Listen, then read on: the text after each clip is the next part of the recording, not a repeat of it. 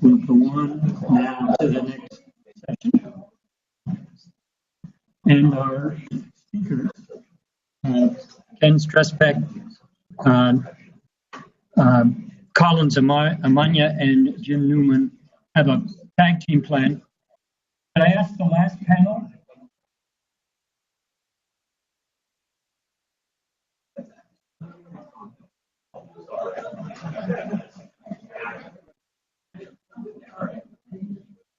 Our speakers have a tag team plan, very impressive. They understand, I don't, so I'm going to let them take it away.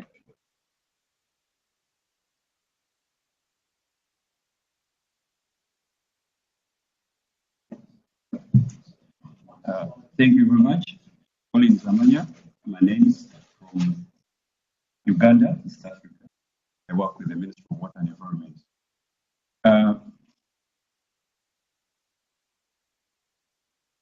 Yes, I'm just going to give a brief on the study that we did with the Ministry of Water and Environment with support from IEC, Industrial Economics Corporation, Incorporated in USA, Professor Kenneth, Strzepek, and Jim Neumann, and a colleague from Uganda, Trina over there, and quite a number of other people that we had.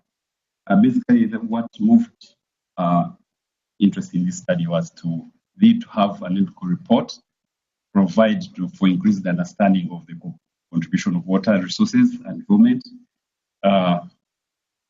in the management, environmental management into economic growth and environment in their country. So we moved to do that study to determine the value of water and environment resources in relation to Uganda's GDP value. We thought everyone in the country understood that, but we found that it's quite different in our low development country, developed country like Uganda. And to give also the sector a basis for bargaining for funds, especially where I work, and show the management the future negative cost benefit thing that we are doing here. Show them the the benefit cost analysis on whatever we are doing politically or in our investments, and also to influence and advocate for preparation and use of water environment accounts in the country's GDP. So basically, those were our main objectives. The results, of course, Professor Ken is going to talk about how we did it, but just wanted to tell you about why we did this study. Of course, we realize that we have our big targets. We have our targets. We have the Vision 2040 that we want to have from the middle income, from the low income to the middle income country, and of course with our investments and incomes. So what what came out is that we found that the lower line as you see in the graph there, in the figure, is that it shows that the modulated trajectory of a per capita GDP growth as per our targets of 2040 with water and environment investments at a lower level and current growth rates. We found that if we increase this, if we had a higher, with the same trajectory, if we had high investments with the same investments with our targets, would have a difference of 9% in terms of growth, in terms of the GDP. And this would translate into per capita income increasing by $111 per person per year. So that is basically what we came up with, and that's the difference in terms of investment. So this study basically we wanted to influence the government way of looking at water and environment resources. So in the ministry, what we're doing with the results here is that the ministry has used the results so far to inform decision making in the budget by the Ministry of Finance, controls our treasury allocations. Are also using these results to negotiate and discuss with various government partners for funding the sector, and also using to lobby for increased support from the development partners. We did this study with support from the World Bank, so we're using this to scale it up and try to advocate for the need for more funding to the sector. Professor Kenneth will just come through and give you some of the methodologies. Thank you very much. Okay, thank you. So the question is, how did we do it? And one of the most important things is sitting in row 3, and who just was sitting there, Collins and Trina. So this activity happened because it was initiated by the ministry, and then they partnered with us. And while there was an understanding that this is something new, there was a sense by the ministry that they wanted to participate in this study and to grow and learn. So the dialogue and the time spent together was really important. And one of the things that we saw here is this is the breakdown of the contribution of the different parts of the economic growth. And one of the things we don't focus on a lot here is the benefit cost numbers. I noticed didn't come up in this because we want to tell you that. But the BC ratio of the central tendency was 3.4. Okay, so as we went there, and also to know in Uganda they call it cost benefit analysis. So we always that semantic had to be dealt with. But what we were trying to do is the ministry is both water resources and environmental protection. And in the past, it was viewed as a drag on the economy, that investments in these sectors did not contribute to the economy. That was the view when we showed up and what the minister was fighting in budget meetings at the cabinet level. So if you protected a wetland, that was taking away from your economy. If you did village water supply, it was just a capital expense that didn't contribute to the economy. Could we look at that? And as we see, what was really one of the most interesting results was the environmental benefits actually come out a little bit higher than water, which was quite interesting to me. And but how did we get these numbers? Well, one of the things is we used an economy-wide approach, and we point out in the paper a quote by Halvarian from 1989 that says the way to do benefit cost analysis is first formulate an economic model that determines the entire list of prices, economy in the model, and then finally use utility functions to come up with this, run it with and without. So as we know, this omits some non-market benefits, but it is a good formulation to set up. This is a way to go about it. And so how did we do that? And one of the big things that happened that Collins pointed out was there was a great misunderstanding about how you put water in GDP and GDP in water. And what we did in this study was to just look at the ecosystem services related to the GDP. So we were looking at the impacts of investments on the economic performance and not trying to deal with any of these other ways to do it. We're actually greening the economy or putting those numbers in, because we don't really know how to do it here very well in OECD countries, never mind in Uganda. So using that technique, this is the focus of what we did, was this idea of looking at channels. And as we have resources here, as we do management or investments, irrigation, water supply, flood control, et cetera, forest management, how do they then link to the sectors of the economy? So we have detailed biophysical models that we use for dealing with this, and we link those to the CGE. And the way we did it is, if you look here in a standard production function and Cobb-Douglas function, one of the key issues is we then have our net investments here. And so what we did was to try to connect these hooks. So if we did flood protection, what that was doing was impacting the capital, and these are all by sector. And so we decreased the depreciation by investing there. If we were dealing with water supply and sanitation, you'll see in a minute, it was affecting the labor supply. If we deal with WASH, we're also reducing health costs, so there would be more money available for investments. And then finally, with irrigation and water quality, these affected some of the factor productivities out front. So this is how we linked it to the CGE as we dealt with that.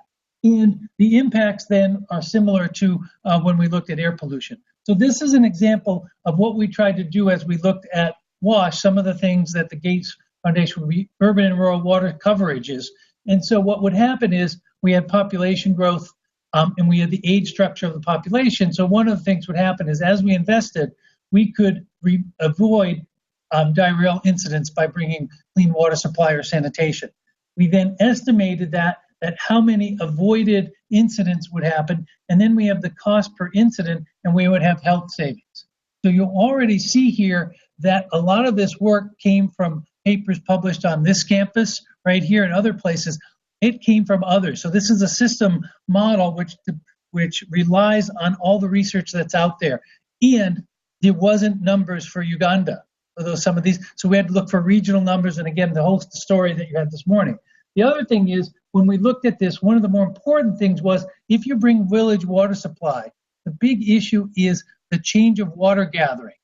And it depends on who gathers the water. And in Uganda, interestingly enough, the national data says it's a mixture of adults and children, male and female. So we're able to get that information. And one of the key things is if we were to reduce that time, what would happen? And for children, it would allow them to have extra time in schooling. But this usually doesn't show up, but we were able to put in the model, since it's a dynamic growth model, an increase in their productivity, because now, particularly the girls, were educated 10 years later when they added the labor force. So we put those delays into the model.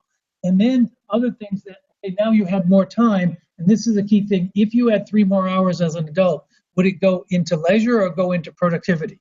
So some of these things are assumptions, but this was an indicative study to see what may be going on. So then we were able to look at those linkages. And as we did them, we would see, how did these linkages come up and where did they contribute? And so we see irrigation for a water person. This was very disappointing. And what the blue is that a small level, business as usual to moderate, and the orange or red was to go to the next level. But these are all relative to what they're doing now. And so livestock, but the big one was in timber management, which was cutting the forest down.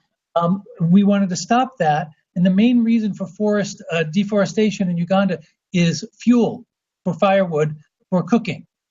And so what we found out in this study, and some work that Jim Neumann, who is here, co-author, had done some other work on, that's the number one issue of your qualities, is respiratory diseases as the number one health problem in Uganda. So if we moved out of firewood for cooking into another method, we got all these savings in the health sector. Now, because it was a model, it was really important. How do you cook? We had to bring in LNG and other sources of energy. That's in the model, and it has an impact on consumption if you have to pay for the fuel instead of gathering it. So that's all those linkages are in the model. And then interesting was this catchment management, and we see a big link here, and that's the impact of protecting your wetlands to avoid flooding. Flooding is really bad because it destroys the capital.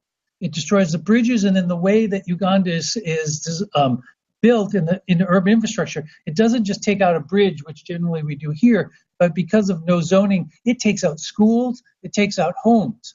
So across the entire capital sector, you get hit dramatically with flooding. So if you can protect from flooding with an environmental ecosystem service, you get a double benefit. And so that's what we saw. And then as we go through here, again, which makes all of us happy, water supply was giving us a big boost, and that was seen through providing the time and reduced diarrheal. So we looked at that. What do we see is when not to use CGEs. So we don't need to use a CGE if it's a small marginal change. The big issue is when we're making large changes, we have to get these economy-wide effects. When it's really a short-term investment, if we're looking at things that have long-term, that's when we do it. And when you're kind of looking at mainly a single economic sector, well, we shouldn't use it. It's a lot of work in those areas. But where we should use it is where there's sufficient data exists, where the impacts or the interventions are large, and particularly here where you have a cumulative nature over time. So we're getting this dynamic sense of the capital either being hit or the resource of the human capital growing through these changes. And then finally, when there's intersectoral implications. And in Uganda, it was really important because wood is important for the furniture industry and how you work with all of these intersectoral impacts. So as we looked at this, it's a tool that we think is possible because we believe this data is there. In terms of the social accounting matrix that's needed to do a CGE, those are available in the country. And in Africa, particularly through work of IFPRI, which Channing, our reviewer, can tell you about, these tools are there. And the access of the other tools, the biophysical tools, are coming more and more there. And what the issue is, as as Collins and Trina point out, is linking them together. And so what are our recommendations? We need to improve subnational collection of data. On small countries, you can keep it national. On some of our other work we've done, it's by regions within the country. Here was a 4-region country. So we need to collect data. We've heard today that's really more important. Conduct major efforts to quantify and qualify these mathematical relations. To others in the room, we lived on the literature and it was full of gaps and 1 or 2 studies and not the study in the region. So getting more of these linkages and what we call the channels, getting those numbers for the channels for the region, and then developing within governments the required interdisciplinary teams to do this. And this may be the largest challenge. And we had a lot of work with Collins and the team we called the Lions, who came here for 2 weeks. Cambridge, we went there a number of times, working together to build this expertise within the ministry. So with my self-protection and with the slide here, we've come to the end. So thank you very much.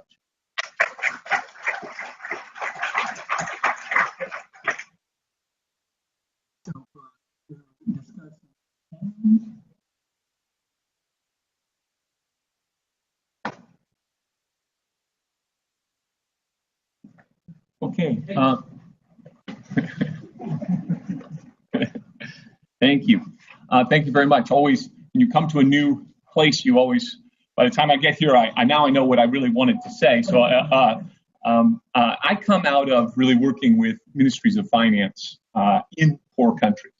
And one of the things that's just sort of struck me this morning is the way it started with Lisa talking about consumer sovereignty, right? And then how this relates to the value of statistical life. Right? And then you go to the countries that I work in, right? It's always Malawi here. My example is actually Malawi too, which is amazing. But anyway, you're looking at dropping down income, right? Around 2 to 3 orders of magnitude, right? And that's a lot. And it's so much that, can we even talk about something that's real in that context? And then we all seem to agree that not only is the absolute importance, absolute income, the relative importance of these PSLs are also going down as well. And so things are on that demand side are becoming smaller. And then you'll notice that Ken's talk was all about the supply side, right? What it does overall on those aspects. And that's where I'm heading. And this thing has, quite deep links in development economics and the cost-benefit literature. And I think one of the things that Ken could do is even go back further into the very original texts on cost-benefit analysis and the fact that these macroeconomic issues are really highlighted within these texts. They worried about what happened to exchange rates and what happened to other stuff, back in the 80s and 70s. And so that's there. And these texts will point out these kinds of spillovers that Ken was talking about, which is, you focus on marshes and you end up saving pools downstream, right? So there's these big spillovers potentially. You can also get other things where you get enhanced competition for finite resources. You're trying to do something, but you're sucking resources in, and never you just run out of them. There's external balance in exchange rates and fiscal policy. And all of these things are quite large. As the incomes are getting lower, the death rates are getting higher, the morbidity rates are getting higher, and these things are impacting labor supply, productivity, all of this stuff that we worry about, on a daily basis inside the Ministry of Finance. And Ken was saying, and I think we are doing better and better in being able to consider these factors and how they go back and forth. And in a way, we could perceive CG models as really big benefit cost analysis tools with the emphasis on the supply side, the supply aspect. And what's becoming, I think, interesting and the area where I'd like sort of Ken to write more about and people to is we're taking these models now, and we've done forever what Ken did. We start at the point in time, and we have a business as usual, and then we do some intervention, and we look at the facts, we take a difference, and we say the GDP is not high.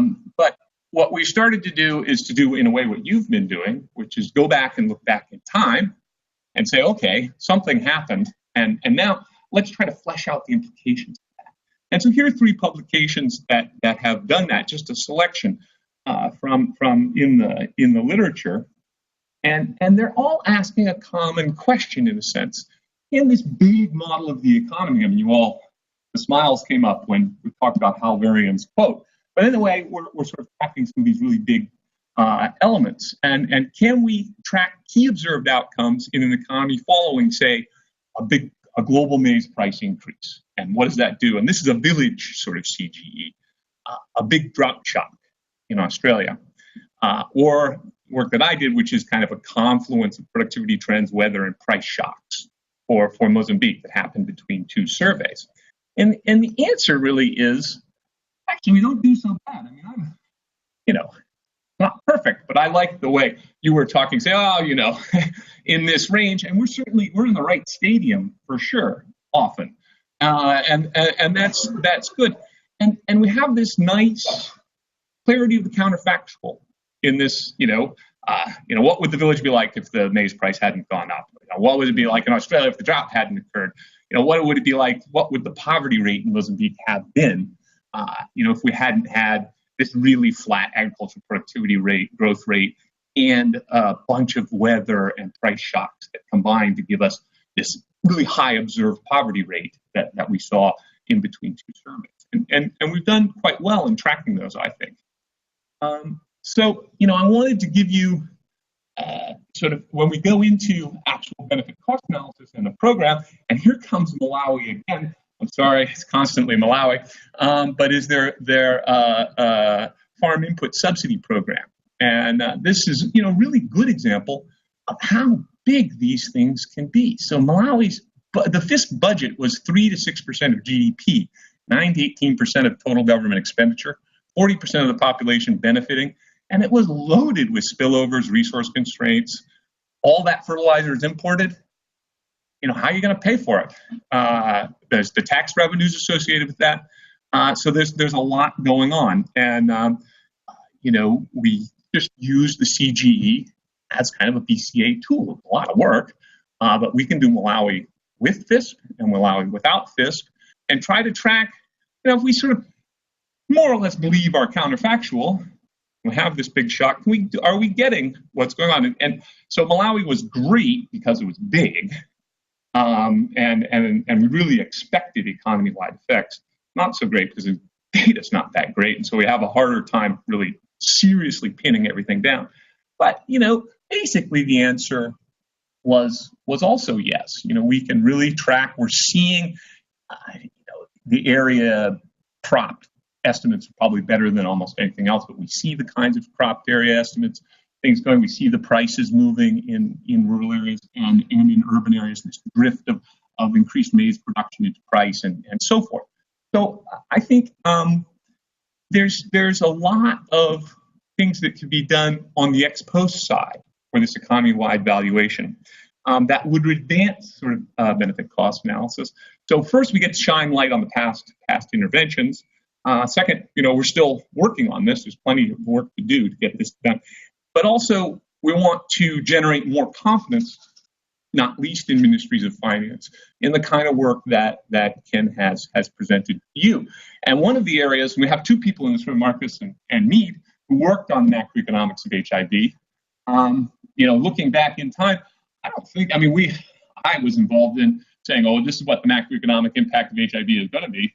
I don't know if everybody's any gone back and said, well, what was it actually in some reasonable kind of case? Markets did it as well, and this might be a good case for getting things going. And more generally for Ken, this macro and health in your general literature review, the HIV literature is quite a good one to go to. So that's what I wanted to say. Thank you. Okay. Oh no.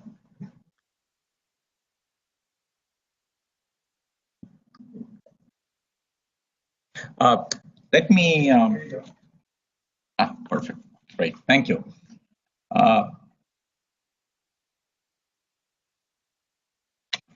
Even though Lisa wanted very much for all of the presenters and the discussants to coordinate their presentations, in fact, nobody in our session did that. So we are unfortunately left with the situation where each of us sort of almost independently produced his own presentation without full information. And so this means is what this means is that there's going to be some repetition here of the points that Channing had made, and I will end up also repeating some of the slides that Ken had presented. First of all, I want to start off by saying that this is a very comprehensive and well-written review of economy-wide modeling of program interventions. The way Ken presented it today, it was more of an application of economy-wide modeling to the Ugandan context, but in the paper was more of, I saw it more as a review paper of the virtues of economy-wide modeling, and I found it quite fascinating to go through that paper. The paper makes a very good case for why economy-wide modeling might be more suitable than standard BCA for certain types of interventions in the social sectors, particularly health, education, water. Although it's careful to say this is not a substitute for BC analysis, it's more of an extension. And what I think it's useful to reiterate that the conditions when economy-wide modeling is more appropriate and more suitable is when you expect the effects of the intervention to be large and cumulative over time. These three considerations are quite important when they're likely to be cross-sectoral linkages and synergies, which you often miss in sort of static BCA analysis. And then, of course, the third very important prerequisite is that you need to have the data to prepare these economy-wide models. Now, economy-wide modeling is not new, and I think Channing mentioned that actually, if you go back to the literature on project evaluation from the 1970s, people like Jim Merles and Diamond and others, they talk about general equilibrium effects. How basically the main issue here is that the traditional BC analysis takes prices as given. But when you have large impacts in the economy across sectors, in a general equilibrium setting, prices change. And that's never captured by sort of static BCA models where you are looking at sort of small effects. And that's where the importance of general equilibrium models comes in. Maybe I'm not sort of very familiar with applications of these methods recently, but I thought these CGE models and social accounting matrix type models were much more commonly used in the 70s and 80s than they are now. And I think the authors clearly talk about the importance, the use of these sort of economy-wide models to evaluate the impact of the Clean Air Act in the United States during the early 70s and during much of the 70s. But it's important to remember that a lot of the computable general equilibrium models and social accounting matrices of yesteryears were a large part of it was focused on inter-industry linkages within an economy, which at that time were fairly well understood. How does one industry relate to another? The outputs of one industry serve as inputs into another industry, and to capture all of these different effects through the entire economy, you have to model it in a comprehensive way. You sort of have to have a general equilibrium model of the entire economy. The limitation, at least in the first generation of these models, was that you didn't have much by way of empirical information between education, health, agriculture, and other economic sectors at that time. And I think the paper has this nice quote which says that the quantification and development of mathematical relationships between for the impacts between health-based interventions and their outcomes is critical. These translational relationships are necessary. And that's what we don't have much of. But today, if you fast forward to today, we have a great deal of empirical evidence, mostly from sort of microeconometric studies, some of it from randomized controlled trial studies in developing countries on the relationship between different types of social interventions and household outcomes. So what is needed, and again, I think Ken did a good job of explaining this, what is needed is now to sort of bring all of this new empirical evidence, microeconomic evidence that we have accumulated over the last 15 years into the domain of general equilibrium models and economy-wide models, and see how health education interventions can create direct and indirect impacts on the broader economy. Another point that I was not highlighted very much in the presentation, but it was there in the paper, is an important one. How a program or project is financed matters. So in traditional BCA analysis, we sort of just looked at the cost of a project. And what is missed is that the source of financing of the cost is also important, whether the intervention is financed by donor grants or development bank loans or public-private partnerships or domestic tax revenue makes a difference. The real cost to the economy of how the project is financed is going to be very different depending on the financing source. And that's not kept in standard BCA. So one plug I want to make, and this is sort of pretty much the last point I want to make here, is that we sort of have these two methods, the standard BCA and economy-wide models. There is a third approach that hasn't been sort of used very much by the BCA community. And that's where I come in, because I don't really do much economy-wide modeling or BCA analysis. I consider myself an applied microeconomist who deals with large data sets and estimates econometric relationships between interventions and outcomes. So this approach basically tries to look at the reduced form effects of policy experiments, quasi-natural policy experiments on social, household, community outcomes years or many decades later. So I'll give you an example of a couple of studies that have been done.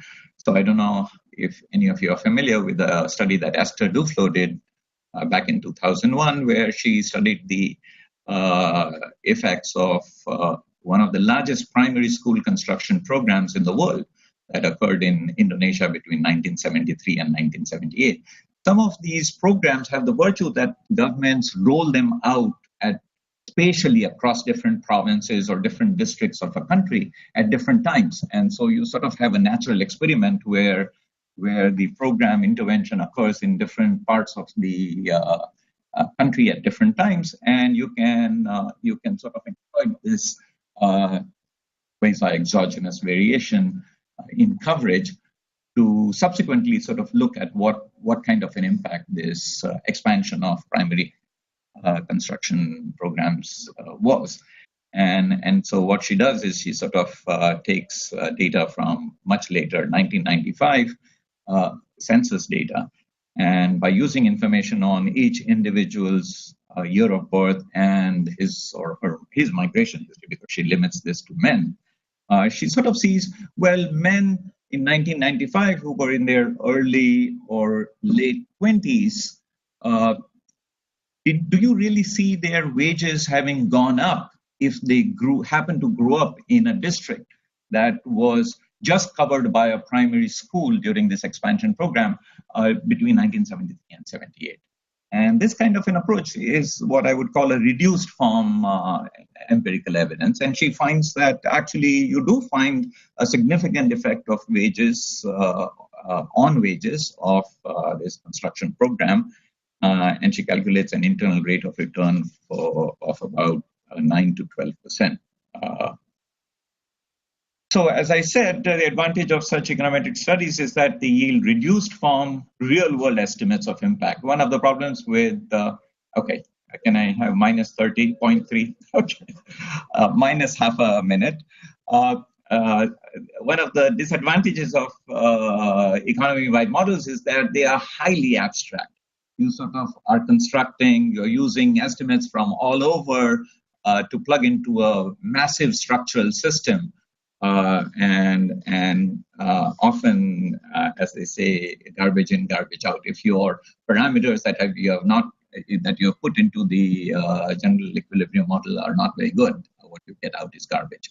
The advantage of econometric studies is that they are using real household data, and you are getting reduced form effects. In a sense, you are allowing everything to change, including prices, and just saying what, at the end of the day, 20 years later or 25 years later, what was the impact of that intervention in terms of observable outcomes today? And there are numerous examples of such studies that have been done. People have looked at expansion of health insurance coverage in Vietnam. That was also rolled out at different rates across the different provinces of Vietnam. There's another study that looks at the construction of primary health centers in Brazil that occurred primarily in the 1990s, and they basically increased coverage from 20% to 90%. And so all of these are great opportunities. These are policy experiments, almost quasi-natural policy experiments that you can use to look at the benefits of these interventions over a long period. So that's all I wanted to say.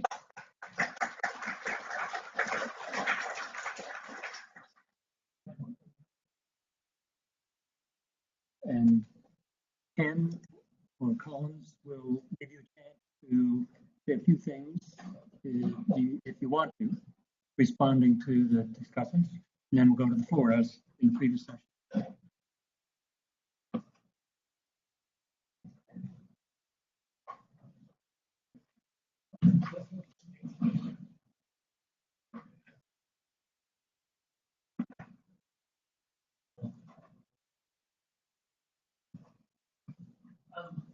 Just two quick things related to Channing's comments. One of the important things that we've seen as we've done other work is that many of the interventions that we are looking at in terms of health and the Gates Foundation are happening at local levels, and you will not see these things if you do things economy-wide at a national level.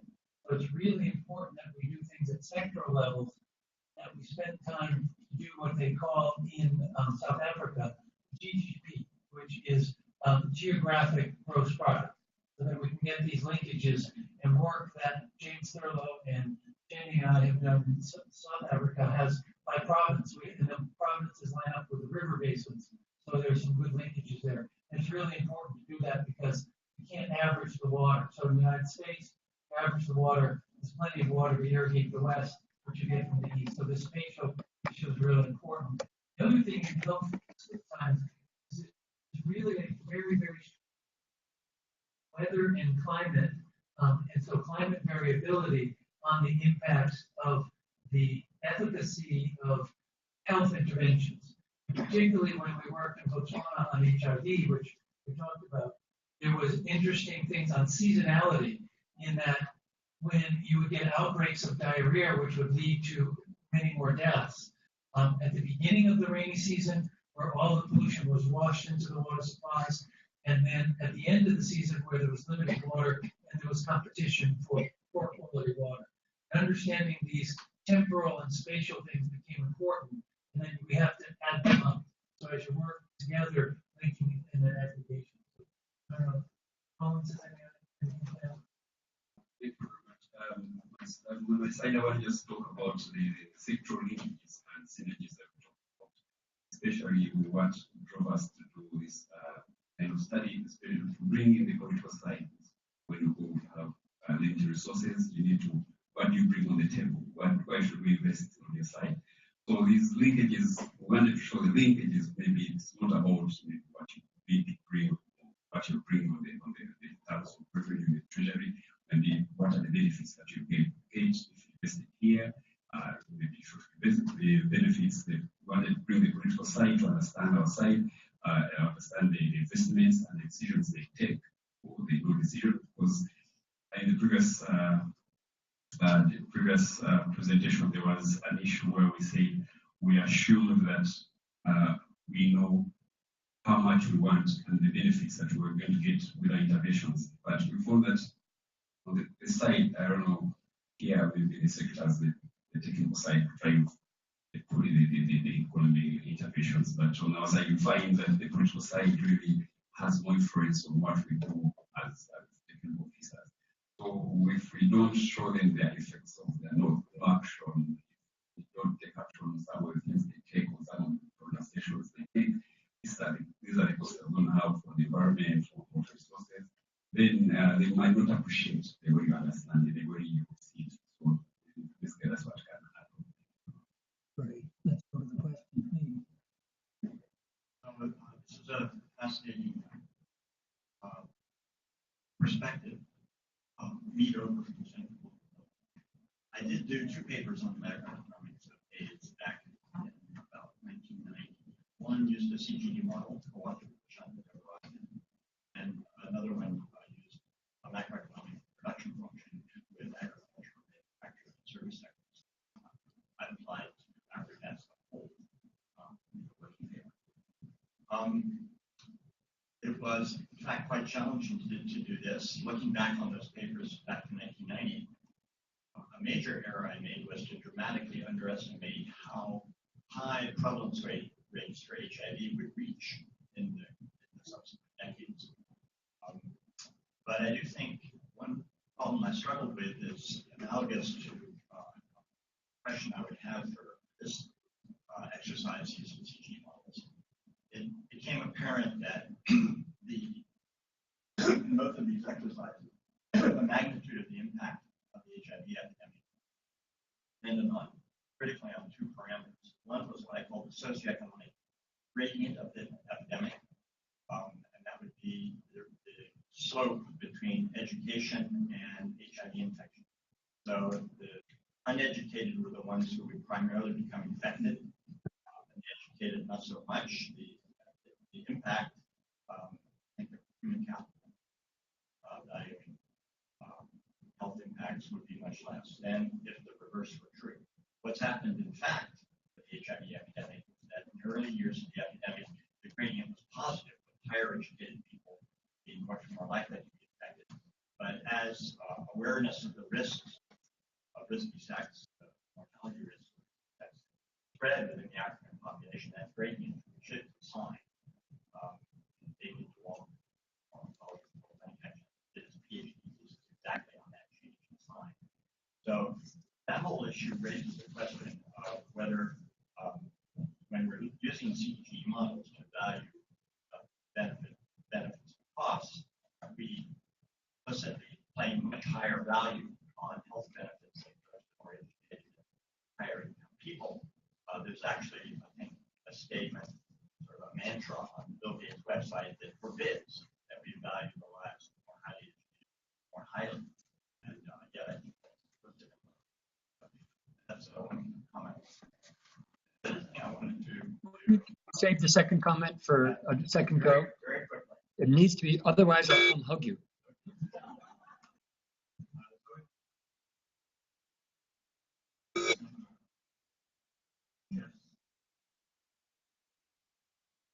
Thursday, and they have a result for, and this relates to your question about spatial granularity. They have an impact in KwaZulu-Natal, the spillover benefit of AIDS treatment, where they show that the difference between employment of people who live within 5 kilometers of AIDS treatment place and outside has been that since 2001. Okay, so it's also over time. Employment has increased by 7%. And that's not only the HIV infected people, the HIV uninfected people dramatically increased their employment. Who wants to wrap up to the next guy? Who wants to take on those questions? Thank you.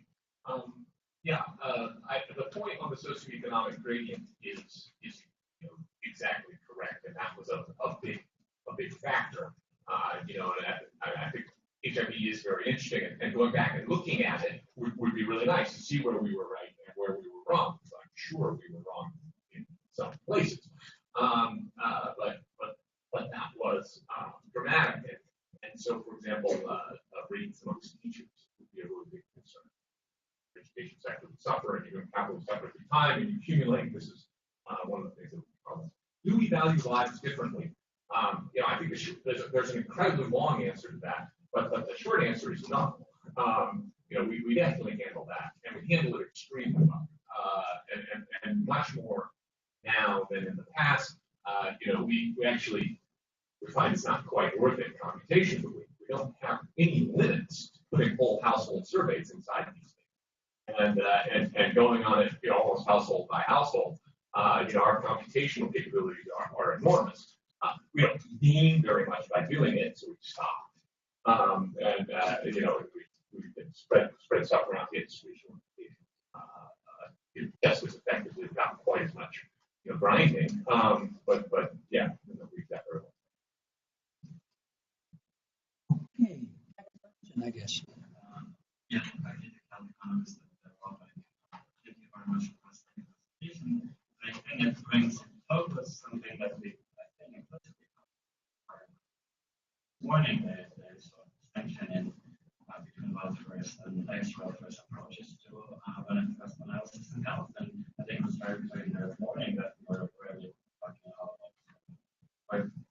very squarely based in the welfare theory and the policy life and this kind of discussion that we had there. From that perspective, here we're moving more and more towards effects to welfare approaches. Human capital, I think, material presentables, benefits in terms of increases in productivity, changes in productivity factors in human capital. And I think this is important because if the context of this exercise here is to come up with a sort of consistent approach to estimating benefit and costs and doing benefit cost analysis. So I'm just curious what your thoughts are, but also thoughts of the panel's point. If it is possible at all, given that those approaches are based on very different assumptions and empirically produce very different results, and also given what the interest of the audience is. Yes, so if it's really looking at very abstract notions of welfare and utility, versus looking for specific additions to the economy that those projects might have. Thank you. Jim has done work on a couple of thoughts on this. Thanks for your question. We had a chance to look at the paper. You might have seen there's some discussion of the side-by-side welfare versus extra welfare experiment that I referred to on the Clean Air Act analysis. And a few insights on the differences between the two that may be highly U.S. specific, and it would be interesting to test whether they're as important in some of the other contexts today. The reason that one of the reasons we got very different answers from those two different exercises in the U.S. is the omission of willingness to pay to avoid pain and suffering, and that's in part driven by a very high VSL. We were talking about this morning in the U.S. context, but there's another study that was published in 2012, the Mads et al. Study that's referenced in the paper. It actually is an intriguing direction that I think after this morning's discussion we need to delve into. Arndt and Collins, which is they tried to actually integrate, and I can't quite figure out how they did, a little more of this welfare perspective in tweaking the CGE under the two counterfactual and factual cases. And so I know there are people working on that. The folks who are, I think, most important for us to talk to again, if we can sort of, collect our notes here in front of the whole crowd, are probably Sergey Heltsev and Noel Seelan at MIT. So I think it's something that we thought about more in the context of. Thanks. Just get back to the investment decision. If there are two numbers that would be helpful to kind of size this, what was the size of the investment that was needed to fully realize the benefits? And what's the relative size of that investment to the total Ugandan budget? Very rough. Just no fair asking questions involved. Definitely, from our study, of course, you see that we needed realized we could get a 9% increment from our intended goals of 2040. But at the moment, we have the Uganda government is giving us 3% of the GDP, national GDP to the water environment sector. So we've been advocating at least if we have to catch up with those goals and objectives, we need at least 8% to just be able to catch up with. And we said, as it was very clear that if they don't invest that, then even our 2040 objectives will not be achieved if we remain with the way the government is doing. The good side is that they appreciate it, but the actions are not there. Interests are kind of different. But we're seeing over time that there are quite changes. Like last year, we had a bit of drought and affected quite a number of course, they had to cut a number of, well, in the middle of the financial year, they had quite a number of sectors to invest on the other side, get food for the people, the homeless, the drought affected people. And then, of course, it distorts the whole economy in the meantime, and it takes quite, we've seen it takes quite 2 or 3 years for the economy to stabilize. So, yeah, those are some of the things that are happening now. That's what we've been able to get from that study. I just want to add one little thing as we're continuing to work with the ministry, is Uganda was one of the leaders in the Sustainable Development Goals. One of the key things here is that comes into every decision that's made. And these are enormous targets. And when you want that goal to go into effect, if you mean, some people will say 2020 to 2050. And Uganda has a population growth rate annually of about 3% now. So by 2040, the end of our study, the population doubled from 40 million to 80 million. So we're just trying to keep up with those numbers. And those can be staggering. If you do come back in the envelope, they could want to meet the Sustainable Development Goals in water and sanitation, 30% of the GDP, which is unacceptable. So what we're looking at is, what does it mean? What is the rate of doing that and the expectations of the population? And that's been a big problem we saw in South Africa, is the expectation that we're going to get to these goals overnight. And that's one of the beauties of this model, is that the cabinet and finance ministry is accepting it because it's a tool of economics, and we can look at the investment and their rate. So it's a very powerful tool. So we have one more question. I'm going to toss in a question from myself. It's very easy because I'd like to go at the end after this down the line, and each of you have to give just one number. So it should be very, very easy. The question is, another runner comes in from the wealthy funders and the eager door, and they say, what probability would you assign to whether there will be significantly reliable ways of incorporating carbon-wide effects into the analysis, the big picture of all of these things? Significantly reliable, meaning that at least 80% of the people in the community who studies all of this, and let's say that's represented by the people in the room, would agree. So think about that, but first, our next funder. And my name is. I was struck by the simplicity of the result, 9%. In fact, that is what motivated me. And wonder the policymakers grab that number of cases. But the point is, the graph, which has a kind of with and without scenario, but overall, in a growing economy, the investment in water will be anyhow will be going on. Allocations will be there. So when you are done the projections for almost 25, 30 years, is it an add-on, and why only add-on in water? Why not? For example, a kind of Indian situation, I would say most of the sectors, such as they are complement each other: water, food, health, education, technology. Now technology, access to mobiles, etc. is very important in India. And of course, in the earlier session, comments were made about use of fuel. Changing fuel from burning wood to, let's say, gas. I think that's making revolution in India too. So we have this concurrent inputs which are to go on. So I'm a bit lost when you isolate one sector, say it adds $100 over a period of 25 years. So that's my question. The second thing is distributional issues are very complex. Quickly. Distribution issues are very complex, so the data issue is major. We need fresh data. We need data which is more up to date because things are changing very fast. And that's where I appreciate Anil brought this very important issue of collecting data and very quickly analyzing it. Because things are really fast.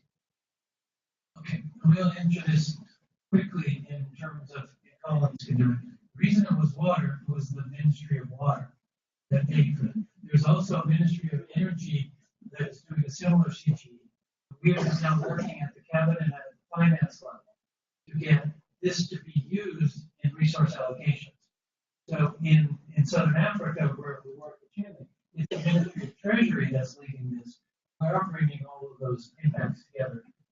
But the reason it was very important in Uganda is at cabinet level, the Ministry of Transport and the Ministry of Energy said all other sectors' investments were a drag on the economy and not producing growth. So it was a response to that misinformation that funded this because the Minister of Water was not an engineer. He was an economist who used to be in the Ministry of Planning. So we realized we need to speak the language of the budget allocator. So that's where that went on. So it was, but we've now been pushing and we're continuing to push. We have meetings with the Ministry of Finance, trying to get an economy-wide cabinet level CGE that's consistent so we don't get each other talking to them. But it's an important point and we're moving that way. Collins? I just add on that what Kenneth say is that over 3 years or 4 years, the Minister of Finance will come and say these are the major driving the sectors are going to drive the economy to be able to achieve our objectives for the 2020 in the meantime. And we have a national development plan too that we're implementing at the moment. So then the Minister of Water will come and say, yes, you're saying infrastructure and you're leaving out water and environment out of infrastructure. But saying the infrastructure, they're doing roads, they're doing energy, and they're doing roads, energy, and yeah, that's transport, energy. And, yeah. So when we came up and said no, they started constructing your hydropower plant. That from our projections, we are seeing that the plant will be there for 5 years. And the effect is irrigation, and if we are going to not having water available, that's there. So we came and said no, if you're going to have these plans be achievable and sustainable, you need to take water alongside.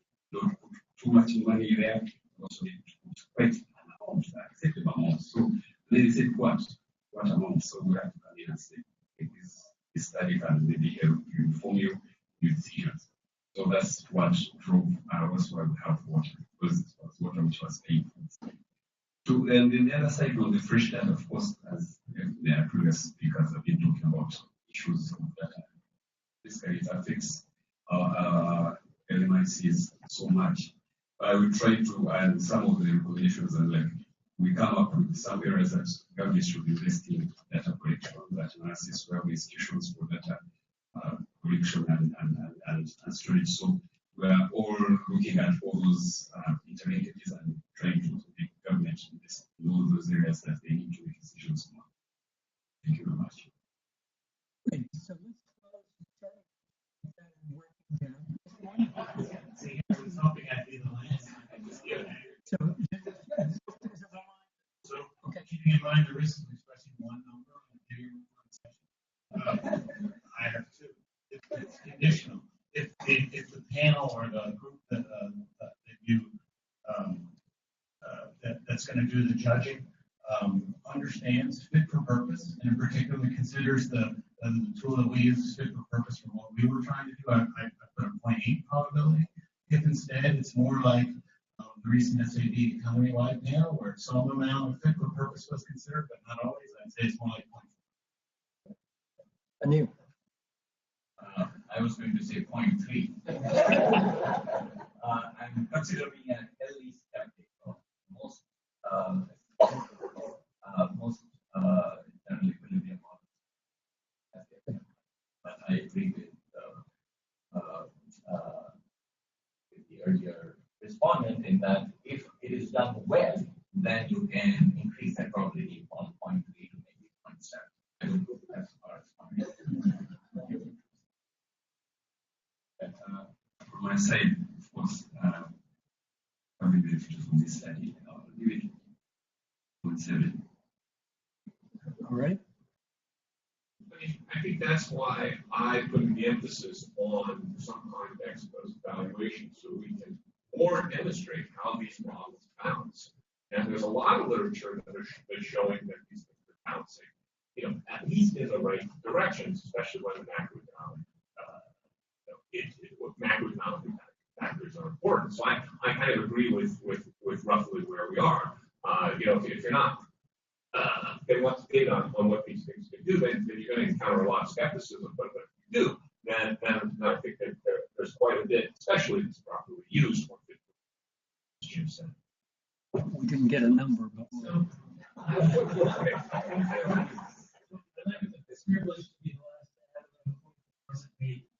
And part of this is what we're doing and what we have is very difficult.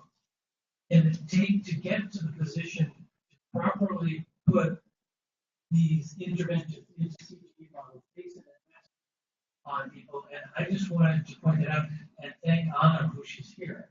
Because Anna and I were colleagues. I was in civil engineering. She was in economics at the University of Colorado. I spent 14 years to get a master's in economics. Working there with Chekau and with Tom Rutherford, because honestly, the economists even wouldn't let me in